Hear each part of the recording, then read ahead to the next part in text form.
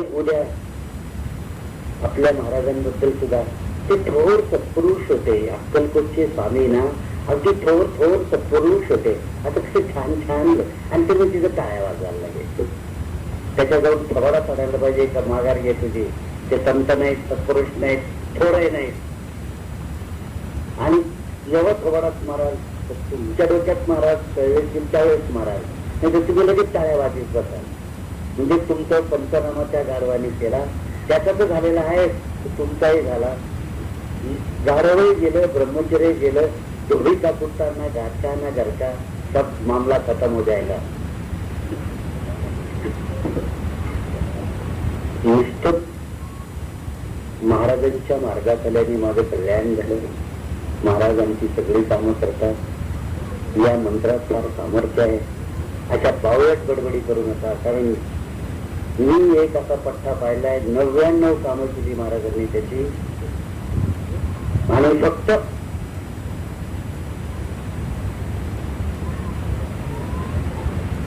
तो एका मोटरसायकलवर पाठीमागे बसला, तो सेवेकरी.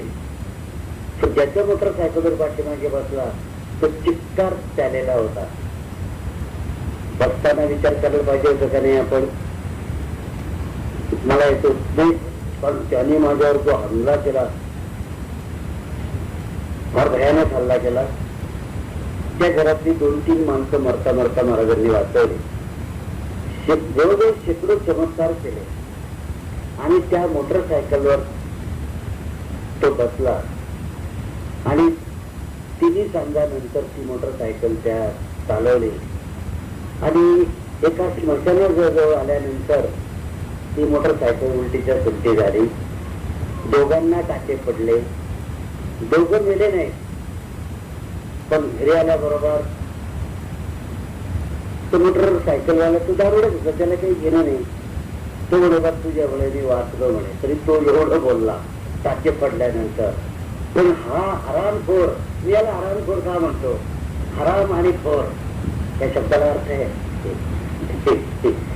ज्याचं खायचं, ज्याचं करायचं, उतराई झाल्यानंतर पुन्हा त्याच्यावर वाकडी फुगडी करायची, यांना हरामखोर असे म्हणतात. म्हणजे माफ करो, मी चिडून बोलत नाहीये. आता एक दादांचं सत्य तुमच्या पुढे मांडतो, नाव सांगत नाही. जाऊ देत, काय करायची. माझ्या माणसाची मी पंचनामा करत नाही, मी संधी देत असतो. तिच्या बिजा तिच्या वाल्या कोळ्यापेक्षा कमी आहे म्हणून मी त्याला माफ करत असतो. तुला 7 रांजणपर्यंत तुला माफी आहे, तर जाव कुठली करावं. 18 रांजण्याच्या वेळेस मी पण सांगेल की मी हारलो म्हणून. आणि घरी गेल्यानंतर त्या माणसाने काय करावं, महाराजांचा फोटो घेतला, धाडकन आपटला, तुकडे तुकडे टाकून त्याच्यावर पायदळी सोडून चपलाने नाचला. एखाद्या आव्याने मनुष्याने केलं तर मला कितीही वाईट वाटलं नसतं.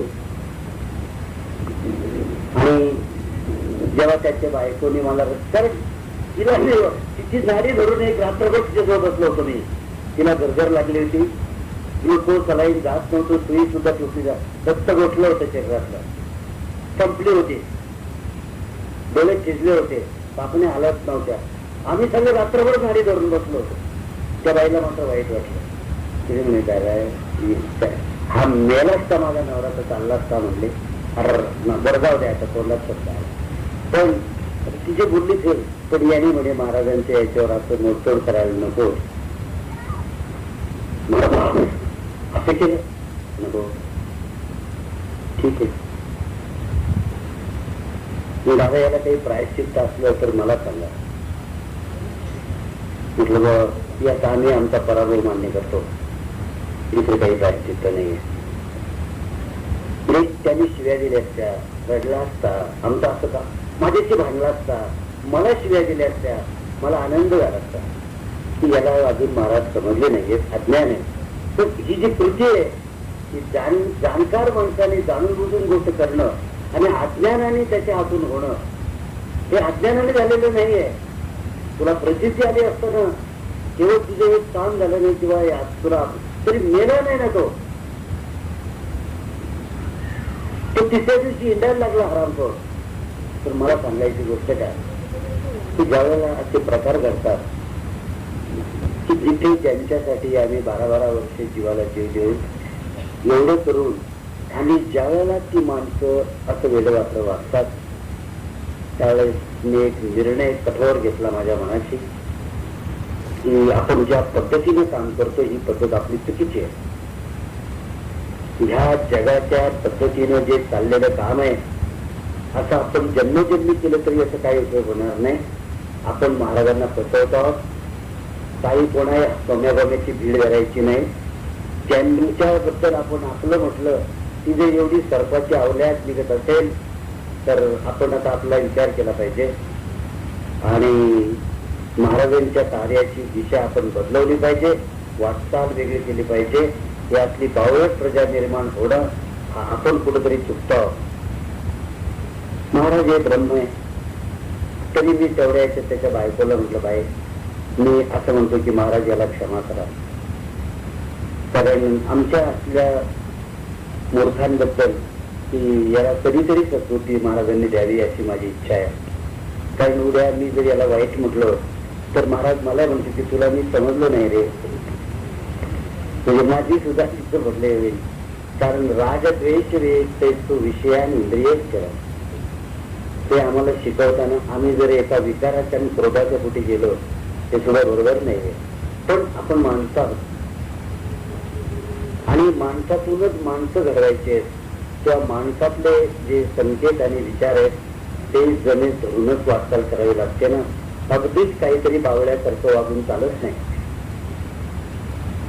कारण ज्या वेळेला तुकाराम महाराजांना मरोत्तोड मारल्यानंतर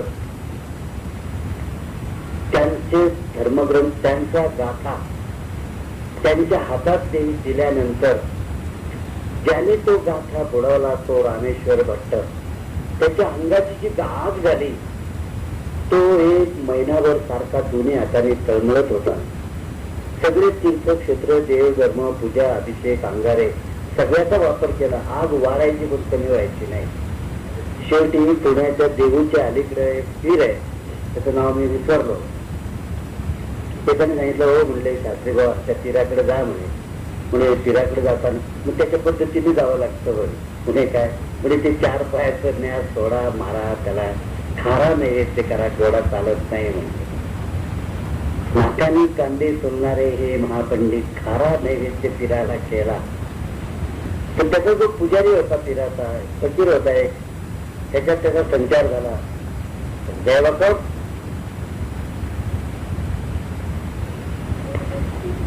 अभी क्या अभी देव पूजाओ ये तुकाराम भगवान का अवतार है उसको गाय को परेशानी क्या है और जब तुम्हारे हाथ माथे पर हाथ नहीं रखेगा 2-4 दिन में तुम जल जाएंगे तो जाओ निकाले यहाँ से आराम खोर. 5-50 शिव्या दिली. शास्त्री बाबा लगेच तिथून निघाले आले. आता त्या तुकारामाला चित्तप्रज्ञ म्हटलेले आहे. त्याचं इतकं सुंदर वर्णन आहे तुम्हाला काय सांगू तुम्ही असाल तर ते गाथा मिळालेली आहे. त्यांची सगळी संबंधित भजनकरी मंडळी आनंदात आहेत. महाराज अगदी छान छान अभंग करतायत. हो म्हणे तो रामेश्वर भट्ट आला म्हणे. ते तुकाराम महाराज सुद्धा इतके शॉक मध्ये आले. हे म्हणे तुम्ही जराशी बाजूला व्हा म्हणे एखादा टोला तुम्हाला लागेल मलाच खाऊ द्या म्हणे मार त्याचा म्हणे तुम्ही का म्हणे बा आता जर का तुम्ही असं काही बोलले याचा विचार करा म्हणे तुमच्या अंगावर जर कोणी हात टाकला तर तो जिवंत राहणार नाही म्हणे. हे तुमची काळी लावा दे तुमच्या अभंगाला म्हणे. आता धर्म आहे एका नीती आहे की नाही रे म्हणे असं नाही